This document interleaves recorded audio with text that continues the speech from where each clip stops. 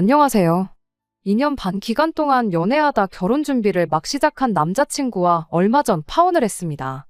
주변에서 남자친구 하나 잘 만났다느니 부럽다니 그런 이야기 많이 들었는데 꼭 남들 이야기가 정답이 아니란 걸 이제야 알았네요. 결혼이 현실이라는 말이 참 무슨 말인지 와닿는 게 연애할 때는 사소한 다툼 하나 없을 만큼 저한테 맞춰주던 사람이었는데 결혼 이야기 오가기 시작하니 요구사항이 어쩜 그리 많을 수가 있는지. 심지어 제가 집까지 해가기로 했는데 뭐 팔려가는 것도 아니고 바라는 거 전부 들어줬다간 남은 평생을 내가 아니라 이 인간 엄마를 위해 살 수도 있겠구나 싶더라고요. 그런 생각이 드니까 오히려 마음 정리하는 건 훨씬 편했어요. 여지껏 만나온 시간이 아깝긴 하지만 앞으로 내 남은 인생을 생각해보면 그 시간이 훨씬 몇 배는 더 길게 남았는데 그래서 뒤도 돌아보지 않고 파혼했습니다. 저희 부모님께서 제가 어릴 적에 이혼을 하셨어요. 저는 어머니하고 같이 살고 있고 제 위로 있는 언니는 아버지랑 같이 살고 있어요. 두 분이 성격 차이 때문에 이혼을 하게 되었던 건데 그렇다고 서로 척지고 평생 안 보고 살기로 하고 그런 건 아닙니다. 같이 붙어 계시지만 않으면 또 괜찮거든요. 이혼을 결정하게 된 건 두 자식들 앞에 매일같이 티격거리는 거 보여줘봐야 좋을 거 없겠다 생각해서 결정하셨던 거죠. 그래서 언니는 아버지가, 저는 어머니가 맡기로 정해졌던 거고요. 지금은 각자 사는 게 바빠서 볼 일이 있으면 다 같이가 아니라 따로 만나고 그러는 식이지만 저희 어릴 때만 해도 달에 한두 번씩은 정기적으로 네 가족이 다시 만나 시간 보내고 그랬습니다. 네 가족끼리 말고도 어머니와 아버지 두 분만 따로 만나실 때도 있었고요. 사업을 하시는 아버지 쪽이 회사 생활 하시는 어머니보다 벌이가 더 좋았다 보니 아버지 쪽에서 제가 언니에 비해 모자람 없이 똑같은 기회를 얻을 수 있게 금전적인 지원을 다 해주셨었어요. 지금은 저도 어엿한 직장인이 되어 사회생활을 하고 있지만 아버지를 따로 만날 때면 용돈도 받고 그러는 시기죠. 부부라는 고리가 끊어졌었을 뿐이지 저희가 가족이라는 사실에는 변함이 없었습니다. 사족이긴 하지만 이런 가족 관계를 잘 이해 못하는 분들이 자주 계시기에 저희 집 같은 집도 있다. 그렇게 말씀드리려고 적었네요. 아무튼 이러나 저러나 어떻게 설명을 해도 제가 이혼 가정에서 자랐다는 건 변함없는 사실이긴 합니다. 그리고 제 남자친구 또한 이혼 가정에서 자란 사람이에요. 다만 이혼 후에도 교류가 활발했던 저희 집과는 다르게 남자친구는 이혼하고 나서 아버지 얼굴을 단 한 번도 본 적이 없었답니다. 법원에서 정해준 양육비는 꼬박 늦지 않고 보내주셨다고는 하는데 사실상 그 돈은 생활비로 거의 대부분 지출이 되었다 보니 형편이 계속 어려웠다고 해요. 학교는 학자금 대출을 받아서 졸업을 했고 자취방 구할 만큼 여력도 안 돼서 매일같이 왕복 3시간 거리를 집에서 등하교를 했어야 했답니다. 졸업 후 직장이 정해지면서 회사까지 출퇴근하기엔 자가용이 있지 않는 한 대중교통으로 제 시간에 갈 방법이 없어서 결국 자취를 시작했지만 말이에요. 남자친구는 제가 이혼 가정에서 자란 데다가 어머니 밑에서 자랐다는 이야기를 듣고는 은근히 저한테 동질감을 느끼는 듯 했어요.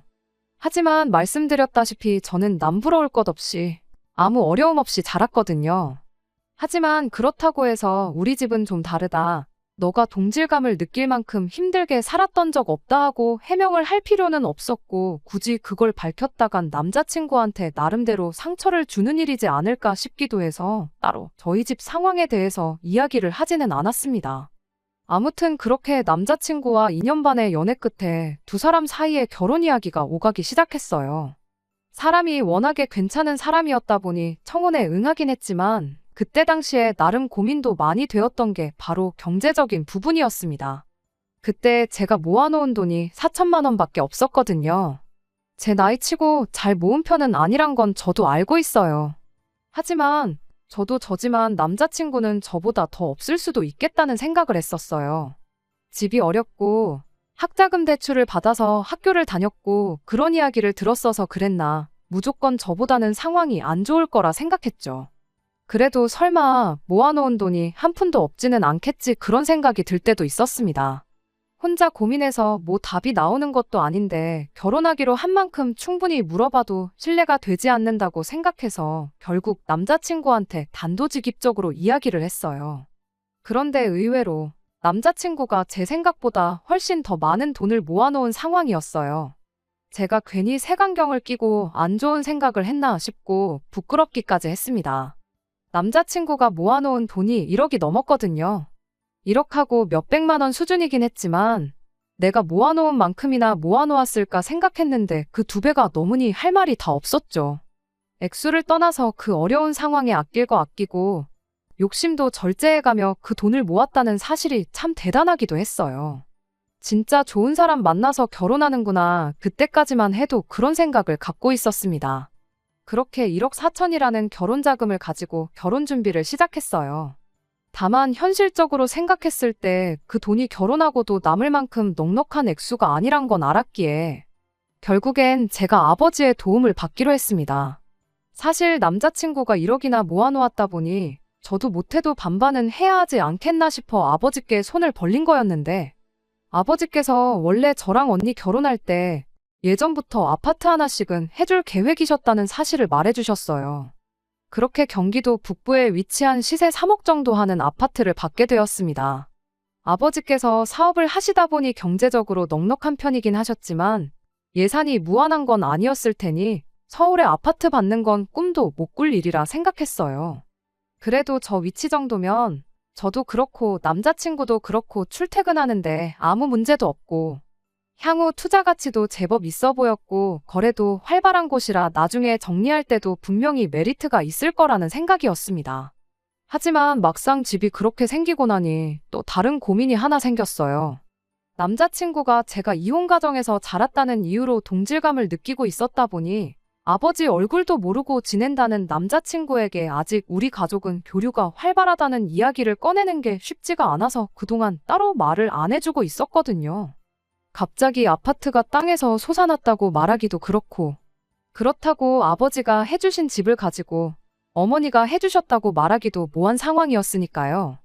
결국엔 그냥 남자친구에게 사실대로 저희 집 상황과 제가 집을 받게 된 경위까지 다 이야기해줄 수밖에 없었습니다. 그런데 제 예상외로 남자친구는 그게 뭐 숨길 일이었냐면서 대수롭지 않게 받아들이더라고요. 오히려 집을 가지고 결혼 생활을 시작할 수 있다는 점이 더 좋은 일 아니겠냐고 자기는 정말 운이 좋은 사람이라면서요. 말하니까 이렇게 후련한 걸 뭐 얼마나 대단한 거라고 여지껏 이 사실을 숨기고 있었나 싶었습니다. 결혼하면서 제가 집을 해오게 되었으니 남자친구가 모아놓은 돈은 식장이나 스드메 같이 결혼식 전반적인 부분에 드는 비용부터 시작해서 신혼집 리모델링과 인테리어 그리고 혼수를 장만하는 데 쓰기로 했어요. 그렇게 하면 제가 낼 비용이 하나도 없는 거나 마찬가지였다 보니 제가 모아놓은 돈은 고스란히 남게 되는 상황이 되었던 거고요. 거기에 남자친구가 모아놓은 돈도 일부 1,000만 원 정도는 남겠구나 싶었습니다. 그런데 남자친구가 저보다 그걸 더 먼저 계산하고 있었던 건지 남은 돈은 전부 현금 예단식으로 해서 자기 어머니한테 드렸으면 좋겠다고 하는 겁니다. 솔직히 그 말이 저한테는 좋게 들리지는 않았어요. 돈이 남았다고 굳이 그 돈을 다 써버리고 저축 하나 없이 결혼 생활을 빵원으로 시작할 필요는 없다고 생각했거든요.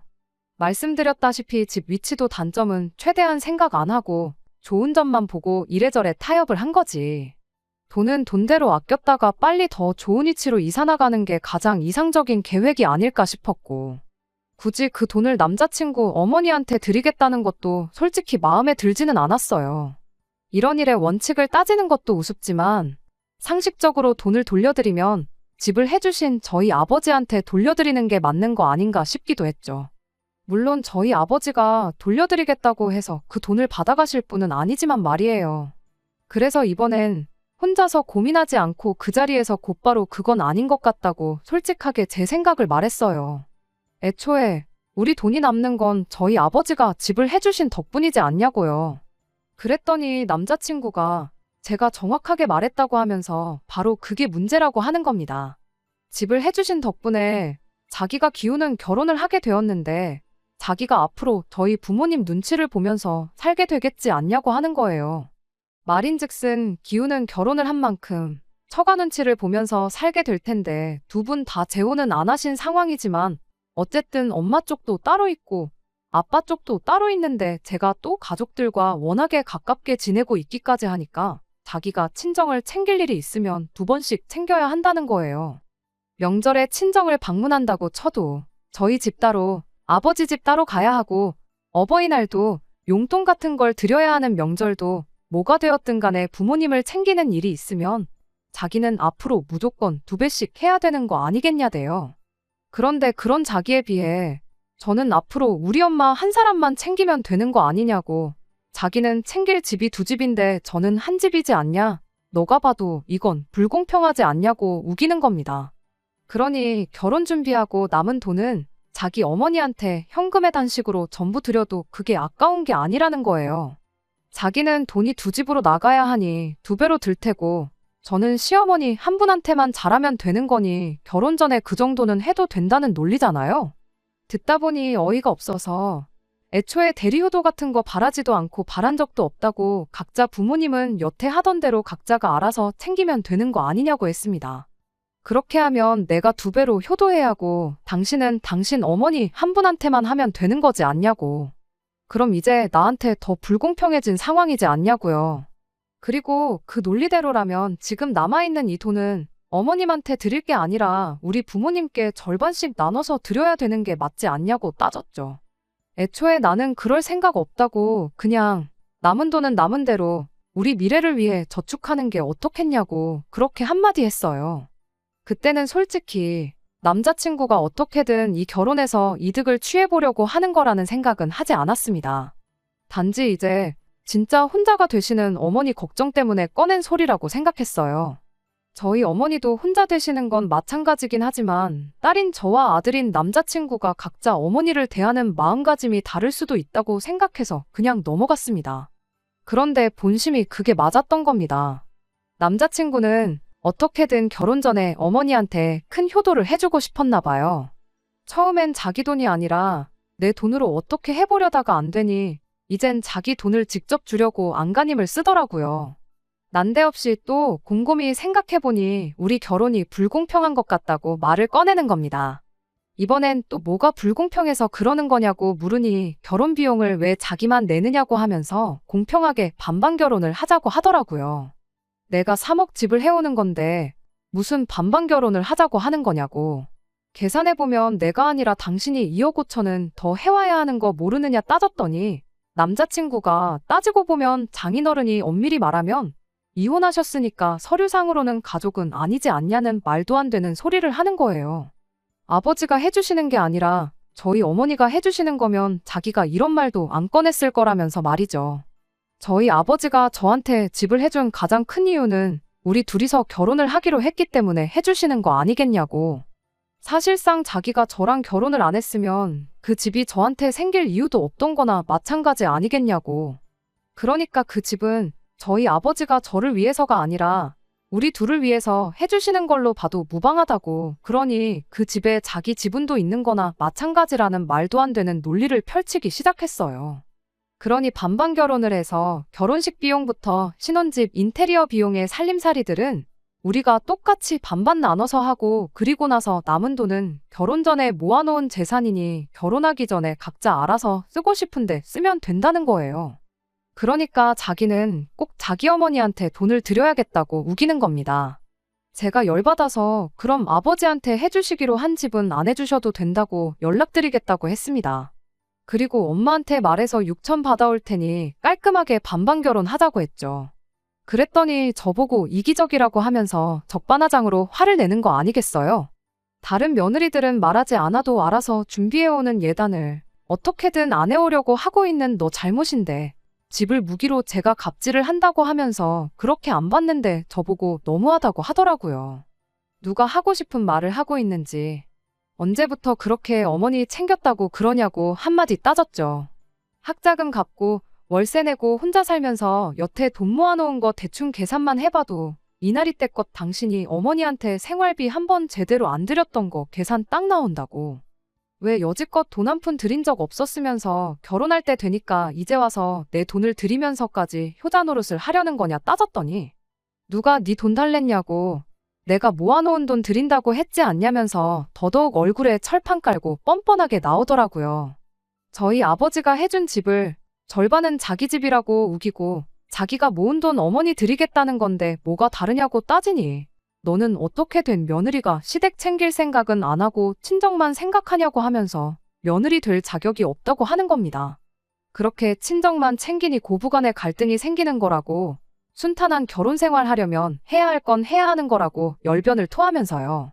정말 연애할 때 저런 모습 보인 적 한 번 없는데 이제서야 효자가 되겠다고 저러는 꼴을 보니 정말 어이가 없더라고요. 그래서 곧바로 아버지한테 전화 한 통 드렸습니다. 남자친구는 제가 혹시나 아버지한테 집 해주시기로 한 거 안 해주셔도 된다고 전화를 하려는 건 줄 알았는지 혼비백산을 하면서 제 전화기를 뺏으려고 하더라고요. 집 해주지 말라고 하는 전화 아니라고 말하니 그제서야 제 눈치만 살살 보면서 잠잠해졌습니다. 아버지가 전화를 받으셨고 저는 남자친구도 들으라고 바로 전화를 스피커폰으로 돌렸어요. 그리고 아버지한테 물었죠. 나한테 집 해주기로 했던 거, 나 결혼 안 할 수도 있는데 그래도 그냥 주실 수 있냐고요. 제 질문에 아버지는 어차피 해주려고 했던 건데 결혼을 하던 말던 아무 상관없다고 그렇게 대답을 해주셨어요. 그리고 네 엄마한테도 말해놨으니까 엄마한테 돈 좀 더 달라고 해서 경기도 말고 서울에다가 집을 구하는 게 어떻겠냐고 오히려 예산을 더 늘려주시는 거 아니겠어요? 대충 감사하다고 말씀드리고 전화를 끊었고 저는 빤히 남자친구를 쳐다봤어요. 남자친구는 안절부절 긴장이 되는지 다리를 떨면서 애꿎은 손톱만 물어뜯기 시작했고요. 전화 끊고 남자친구한테 우리 아버지가 뭐라고 하시는지 들었지? 라고 물어봤어요. 당연한 이야기겠지만 입이 10개라도 할 말이 없었을 거예요. 아무 대답도 못하고 그저 손가락을 바꿔가며 애꿎은 손톱만 물어뜯고 있더라고요. 사실 아버지한테 집 그냥 달라고 전화할 필요도 없었고 그냥 헤어지자고 하면 되는 거였는데 남자친구 속이라도 상해서 쓸데없는 욕심 부리고 효자 노릇 하려던 거 평생을 두고 후회하라고 일부러 그렇게 했던 거였습니다. 이미 진작에 결혼은 때려치자고 할 계획이었어요. 어디서 남의 돈을 꽁으로 먹으려고 하냐고. 네 돈 소중하고 네 부모 소중한 거 알면 다른 사람도 똑같이 소중하지 않겠냐고 하고 자리에서 일어났어요.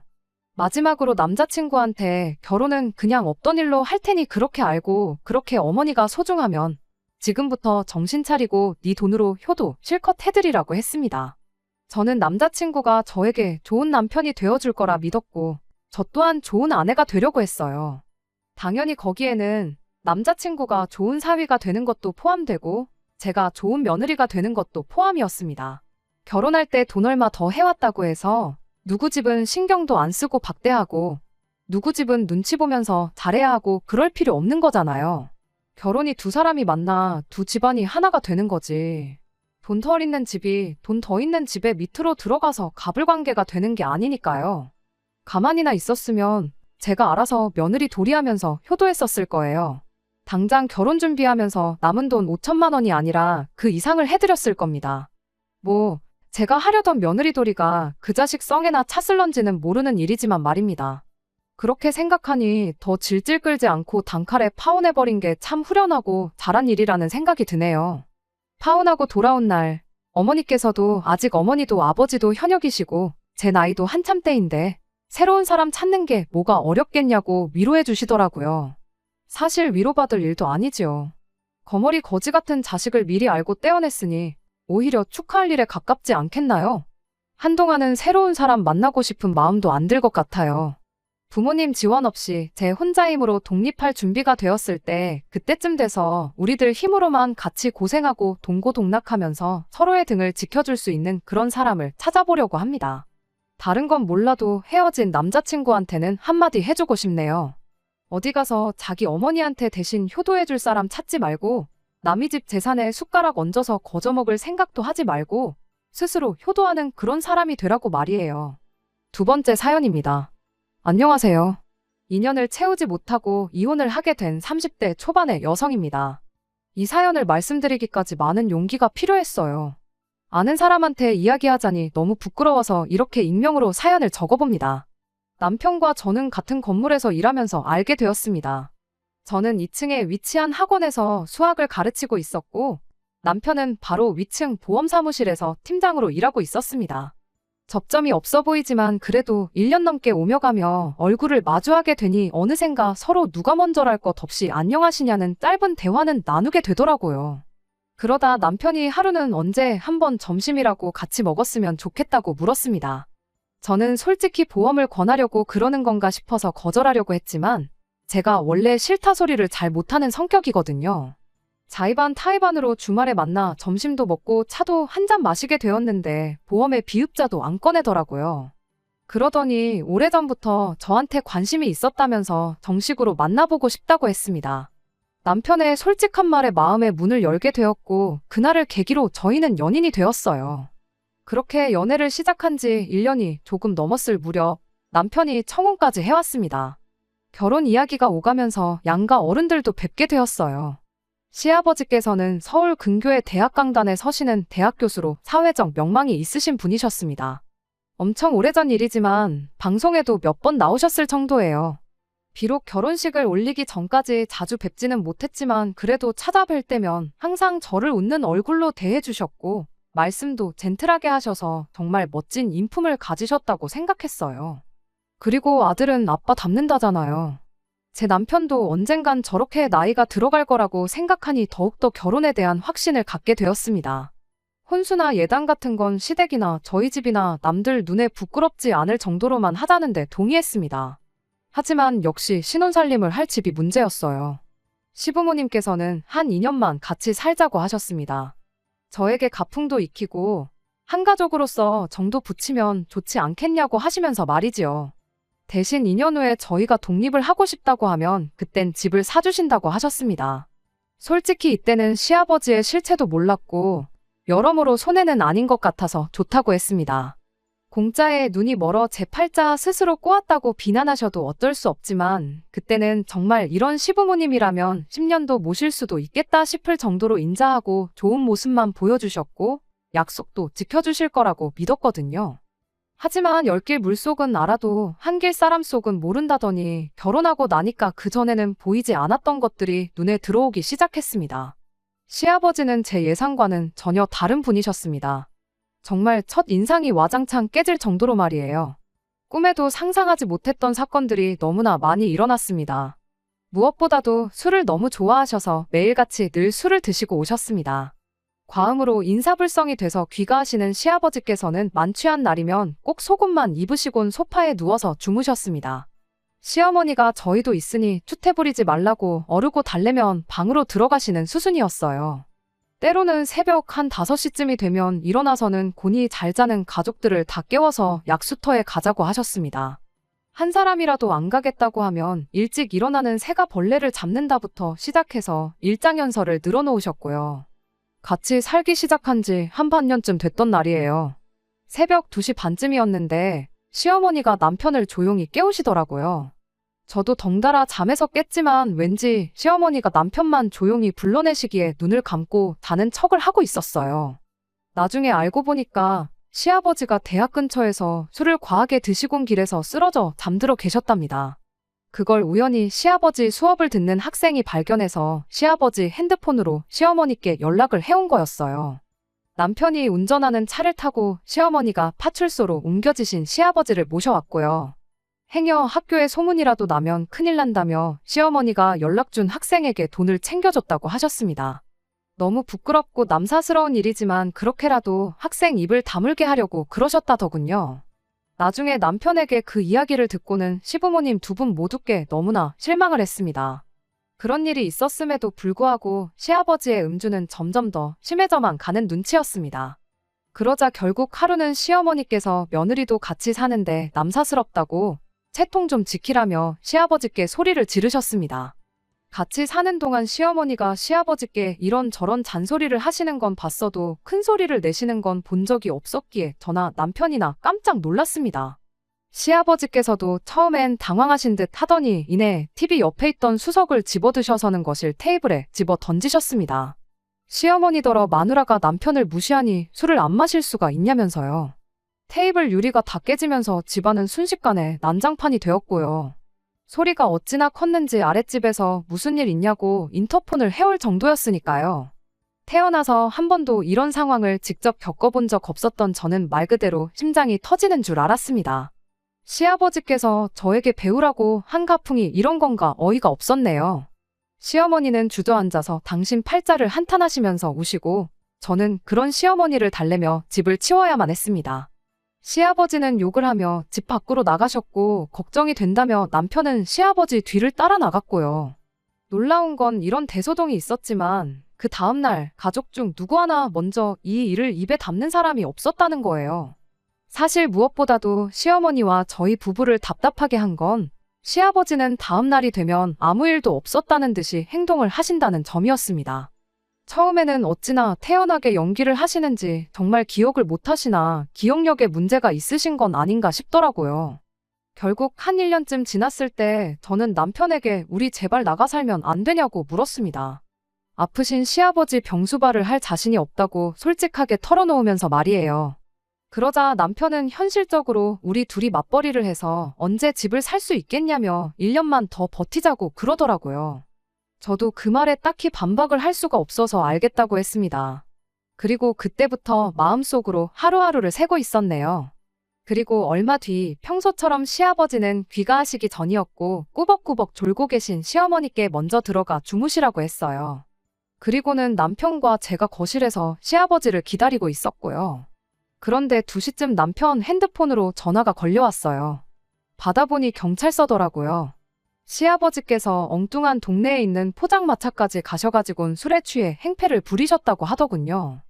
옆자리에 중년 부부가 술을 마시고 있었는데 아내 되는 사람한테 찌근덕거리다 싸움이 났고요.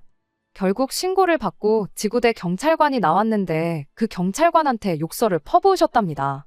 남편은 그 이야기를 듣자마자 앞에 쩔쩔매면서 지금 당장 모시러 가겠다고 죄송하다고 연신 사과를 하고 있었어요. 이게 무슨 개망신인가 싶었습니다. 그래도 다행히 시아버지를 알아보는 사람은 없었나 보더라고요. 새벽동이 틀 때쯤 시아버지와 남편이 집으로 돌아왔습니다. 주무시던 시어머니도 소란스러운 소리에 깨셨고 저도 잠 한숨 못 자고 날밤을 샜어요. 술에서 덜 깨신 것 같았는데 뭐가 그렇게 그날은 또 기분이 좋으신지 계속 저한테 사랑의 총알을 쏘시고 저더러 한번 안아보자 그러시는 거예요. 남편이 얼른 안아드리라 그래서 떨떠름하게 어깨동무식으로 대충 안아드렸더니 갑자기 제 팔뚝 안쪽 살을 꼬집듯이 주물럭거리시는 게 아니겠어요.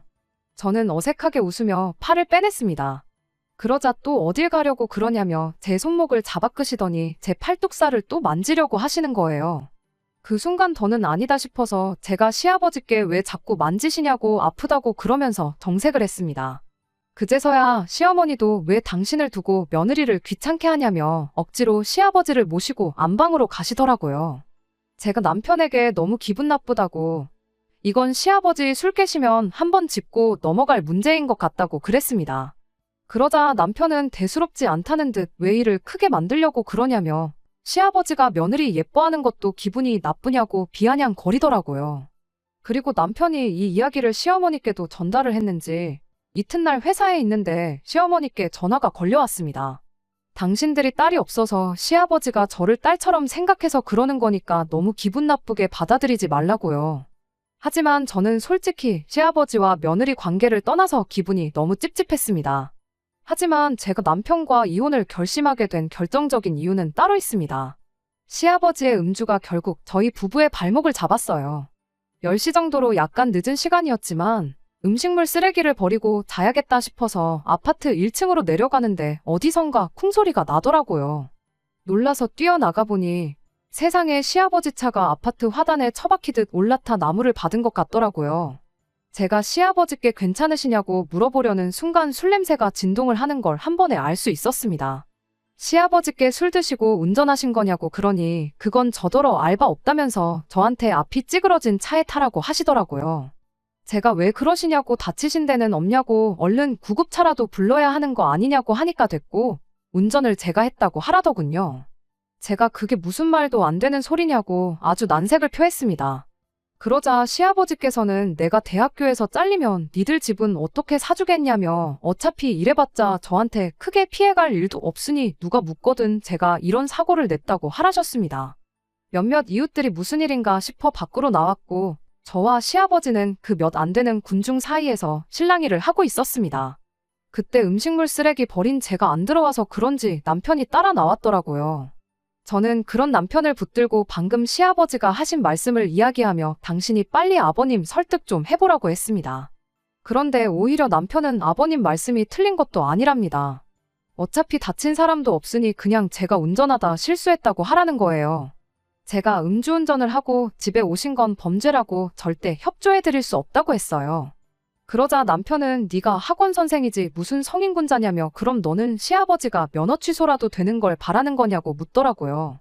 그 순간 저는 이 부자지간에게 참교육을 해줘야겠다는 생각이 번뜩 들었습니다.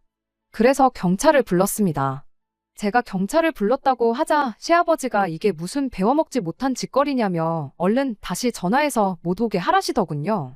남편도 어떻게 며느리가 시아버지를 신고하냐며 제정신이냐고 화를 냈습니다. 저는 남편에게 이번엔 남으로 그쳤지만 다음에는 진짜 사람이 다칠 수도 있다고 저런 분에게선 면허를 뺏는 게 모든 사람을 살리는 길이라고 설득을 했지만 남편은 들으려조차 하지 않았습니다. 급기야 남편은 먼저 저에게 이따위로 하면 이혼이라고 으름장을 놓더라고요. 그제서야 저도 정신이 들었습니다. 맨날 술 먹고 개가 되는 시아버지도 문제지만 그런 시아버지를 매번 받아주는 시어머니와 남편도 똑같은 사람들이라는 걸요. 저는 남편에게 바라던 바라고 헤어지자고 받아쳤습니다.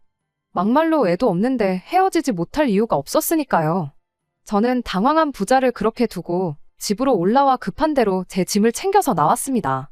시어머니는 이게 무슨 짓이냐며 아무리 그래도 그렇지 어떻게 아녀자가 기분 따라 집을 나왔다 들어갔다 하냐며 나가는 건 제 자유여도 들어오는 건 아니라고 소리를 치시더라고요. 그래서 저도 다시 들어올 일은 없을 거라고 걱정 마시라고 했습니다.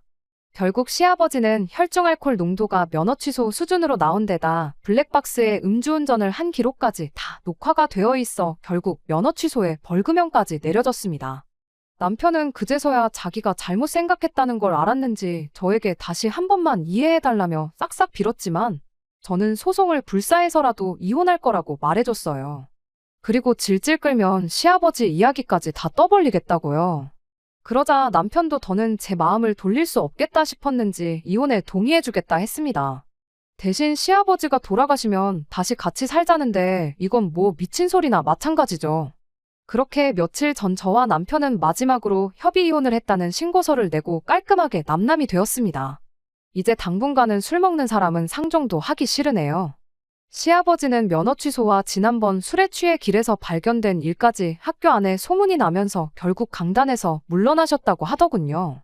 지금은 뭐 미움도 없고요. 그냥 시아버지가 정신 차려서 남들한테 피해나 안 끼치고 살았으면 하는 생각뿐이네요. 끝까지 들어주셔서 감사합니다. 오늘의 사연은 여기까지입니다. 구독과 좋아요, 알람 설정 부탁드리고 더 좋은 사연으로 다시 찾아뵙겠습니다. 감사합니다.